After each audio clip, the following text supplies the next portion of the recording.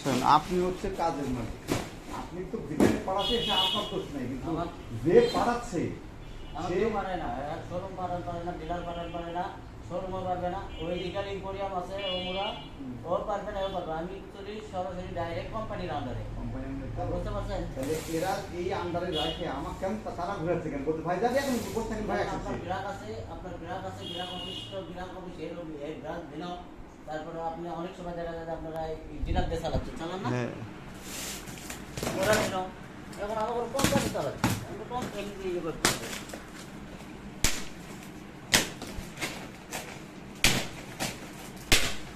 এটা একটা ইয়েতে লাগানো ছিল ওই ওদের শোরুমে, ওটার ফিটিংটার দিকে জানালা দরজা লাগে না, ওই ইয়েটা পাল্লাটা।